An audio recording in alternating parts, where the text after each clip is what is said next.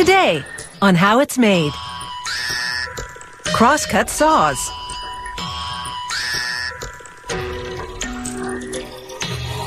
Haggis.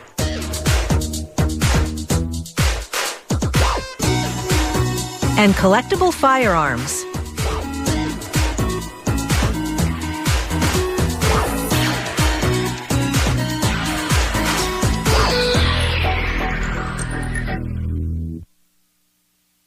Chainsaws and other machines may dominate forestry, but the human-powered crosscut saw still has a basic appeal.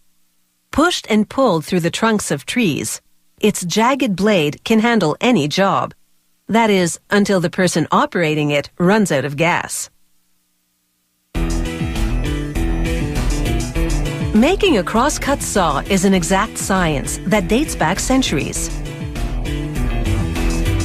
At this factory, they make these saws the old-fashioned way, mostly by hand. It's a nod to a time when these saws were at the forefront of history, helping to clear the way for railways and settlements. With guillotine blades, a worker first trims a steel rectangle along the lines measured and marked onto it.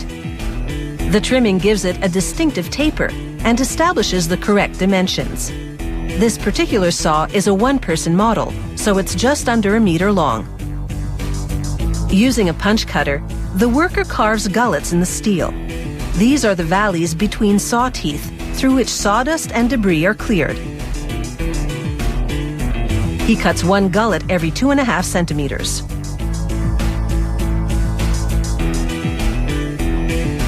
He then cuts the teeth, 3 between each gullet. This pattern is known as the Great American Tooth. It's designed to cut medium to hardwoods across the grain without snags. He hammers each tooth to bend it and alternates the direction of the bends. One up, the next down. This is called setting the teeth. And the result is protruding teeth that cut more efficiently. He files each tooth, working from the bottom up to the tips, and sharpens those tips to a point. It takes about a half hour to give this steel blank its cross-cutting edge. A worker then connects the blade to a power source. He centers a stencil of the company logo on the saw, and then applies liquid electrolyte to the exposed metal within the stencil. He turns on the power, and the electrolyte conducts the current to burn the logo into the metal. A computerized router carves a piece of beech into the pistol-shaped handle. This software-driven tool also drills holes for installing the blade. The computerized system is quicker and more precise than manual carving. An employee then cuts a slot in the handle to fit the saw.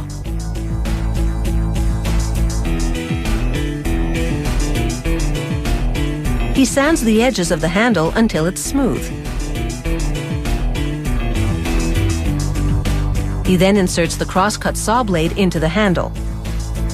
It's a tight fit, but to more solidly entrench it, he drills through the holes in the wood handle to make corresponding holes in the metal blade sandwiched within it.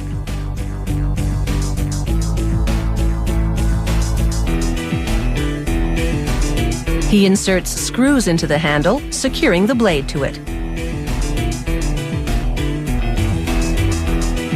He tightens the screws as much as possible.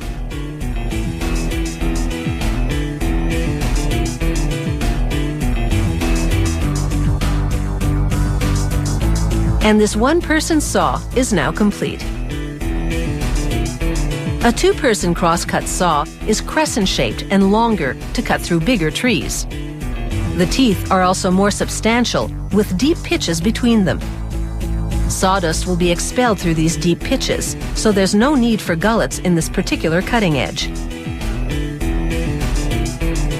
Once the teeth have been cut, a worker places socket fittings on each end of the saw.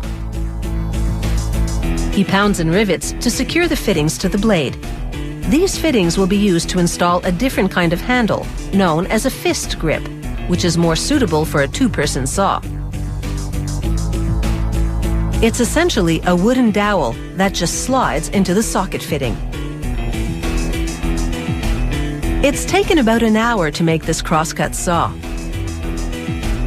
Wielded with force, it will cause mighty trees to fall, proving that this low-tech tool can still cut it on the job site.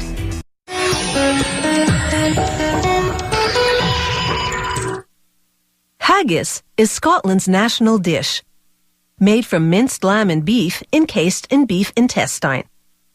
While quintessentially Scottish, historians believe haggis actually originated in ancient Greece and eventually made its way northward with the Romans to Britain. Haggis is traditionally served with mashed potatoes and turnips, what the Scots call neeps and tatties, along with a glass of Scotch whiskey to wash it down. At the haggis factory, the production process begins with beef fat. They put it through a mechanical chopper, and a guillotine blade slices it up.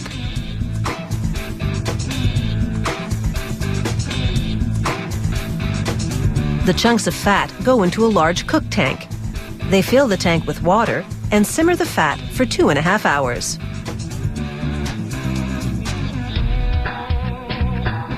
Then, using a strainer, they drain the cooked fat and put it in a tub.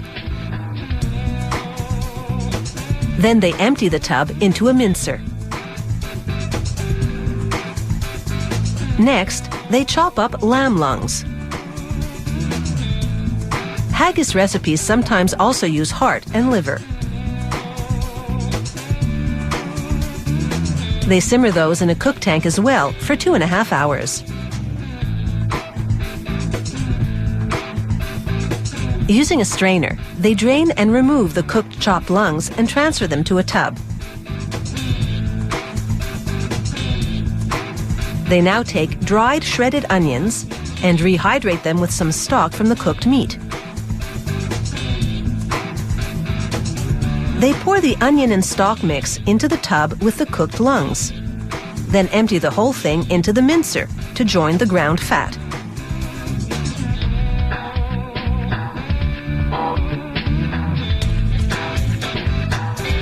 Next, 2 different grinds of oatmeal, medium and coarse, to give the haggis just the right texture, not too stiff, but not too loose. The consistency is key, which is why the grind proportions are a closely guarded company secret.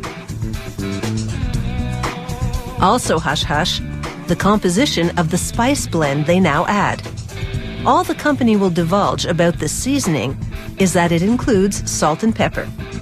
The oatmeal and spice blend now join the other ingredients in the mincer.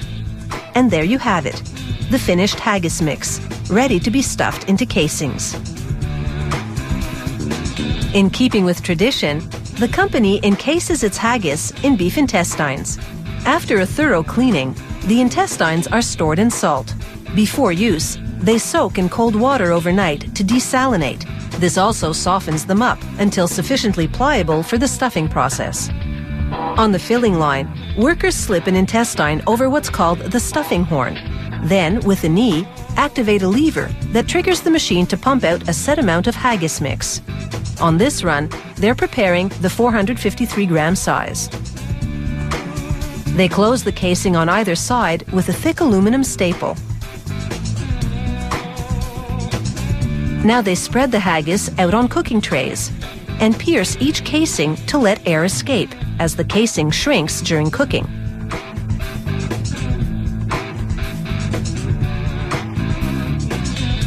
The temperature inside the steam oven is 110 degrees Celsius. The haggis cooks for 1 hour, during which the casing shrinks and forms into a ball shape.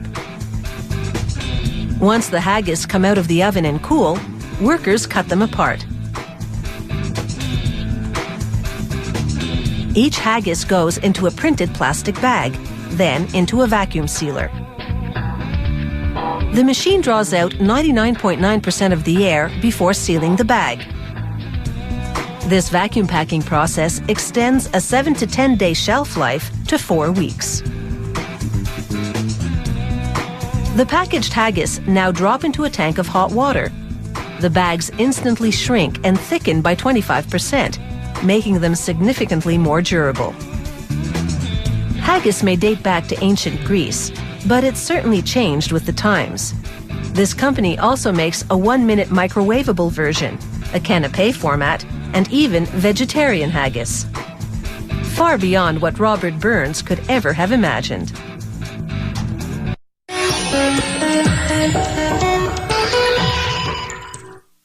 The term collectible firearms refers to antique guns and top-of-the-line new guns made in the traditional style. These firearms are mostly handmade by skilled craftsmen using centuries-old techniques. This quality workmanship translates into top-notch performance.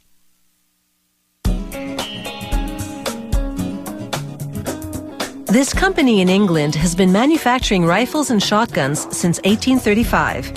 It still uses the same traditional gun-making methods, only now with the help of modern-day computerized equipment. Even with that technology, it's still arduous work. Making just one gun takes, depending on the model, up to 1,250 hours of labor. In the factory's machine shop, under a shower of lubricant, a computer-guided tooling machine shapes a solid steel bar into a hollow tube with a rectangular plate called a lump on one end. This tube will become the barrel of a shotgun. Here you can see the progression from bar to tube, but it's still somewhat rough. So now a highly skilled barrel maker manually files the tube to obtain exactly the right roundness. This traditional process is known as striking the barrel. With his expert eye, he checks his work by observing how light and shadows fall on the barrel. Now he lays two barrels side by side in a fixture and connects their lumps with pegs. He lays a strip of silver solder along the joint and binds the adjoined lumps with steel wire. Then he brushes on flux, a chemical which prevents steel from oxidizing and helps molten solder flow into the joint. He now loads this end of the pair of barrels into a small furnace. Within about 20 minutes, the fiery heat, peaking at a temperature of 900 degrees Celsius, melts the silver solder which flows into the joint. The barrels are now bonded. Next, he lays a thin strip of steel called a rib in the gap between the joined barrels. This time, he uses flux made of pine tree resin, which works better than chemical flux when soldering with tin. He mobilizes the rib with steel wedges and wire.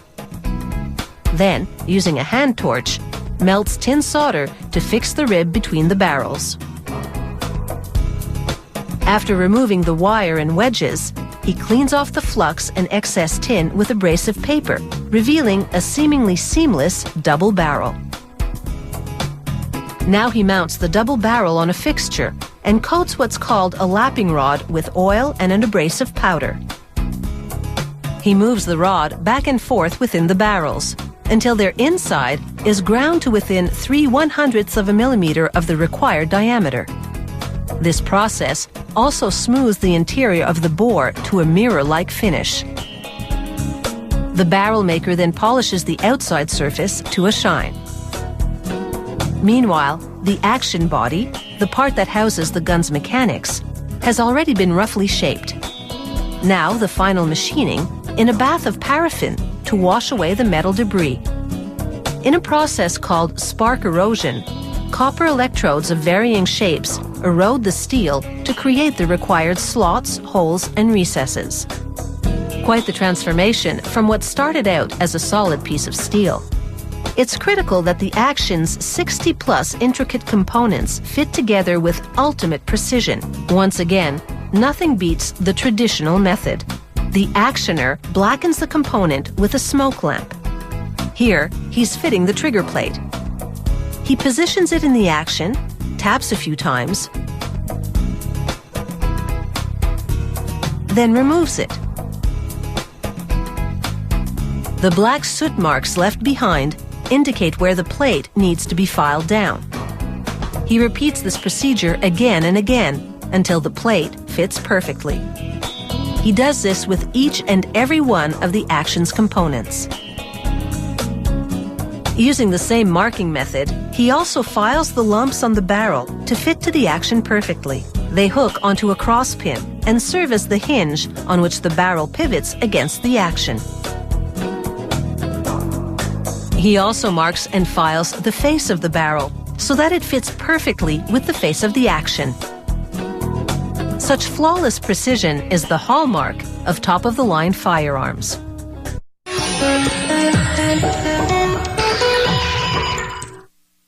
The shotgun's action is finished, but there are still two main components to come. The lock is the firing mechanism. The stock is the gun's wooden butt end that you steady against your shoulder to shoot. Once those components join the others, the whole shotgun will be complete: lock, stock, and barrel. Some double-barreled shotguns have two triggers, one per barrel. Others have a single trigger which fires each barrel alternately. Depending on the style of the gun, the two barrels are positioned either side by side or one over the other. The gun's firing mechanism is called the lock. A double-barreled gun has two locks, one for each barrel. Each lock consists of a plate with 14 components. They've all been machined by the factory's computer-guided tooling equipment. An expert craftsman assembles them by hand. To test the lock, he uses a cocking key to simulate what happens when you pull the trigger. The key depresses two spring-loaded sears, which releases and drives a tumbler forward, striking a firing pin to fire the gun. The locks are installed on both sides of the action body, just above the trigger. In the factory's stocking shop, another craftsman lays a template for the gun's stock onto a piece of Turkish walnut, traces, and then saws out the shape.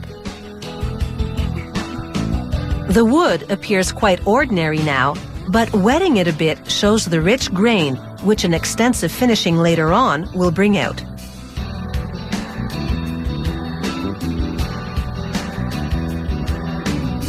Just like the actioner before, he uses a smoke lamp to fit the action to the head of the stock, the soot marks telling him where to shave the wood with various chisels.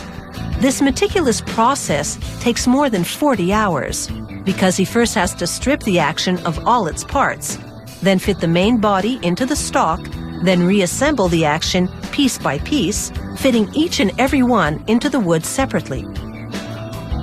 Now, using a tool called a draw knife, he finalizes the stock's shape.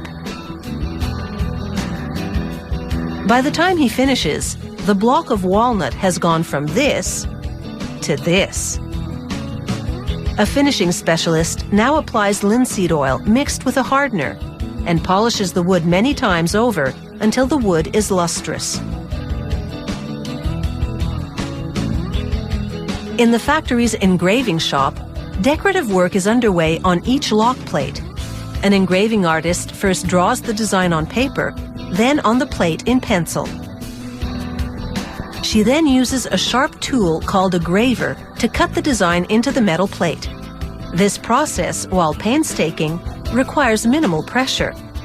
The graver is made of either high-speed steel or tungsten carbide, extremely hard metals which cut into steel quite easily. Later on, they'll highlight the engraving with black ink and varnish the surface to prevent tarnishing. Now the action and lock plates undergo a heat treatment process that hardens the steel so that it won't wear out over time. This process leaves colors on the surface. On luxury guns like these, customers typically request designs or markings in gold inlay. After disassembling the barrels, the craftsman inlays, in this case, a barrel number. After cutting the number, he undercuts the edge of it so that the gold he then beats into the number will lock in place. Then he files the gold inlay flush with the surface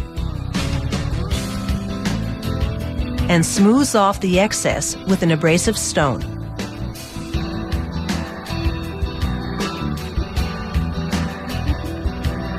Every gun goes out to an independent authority for extensive firing tests. The gun returns certified with proof marks. The very last operation is a chemical treatment to protect the steel barrel from rusting. The steel reacts to this chemical process by turning from its natural silver color to black. Because these guns are not mass-produced but handcrafted, with each and every component custom fit to the neighboring component, parts from one gun are never interchangeable with those of another, even if they're the same model. It takes approximately 1,000 working hours to produce a single gun, so customers placing an order typically wait at least a couple of years until delivery.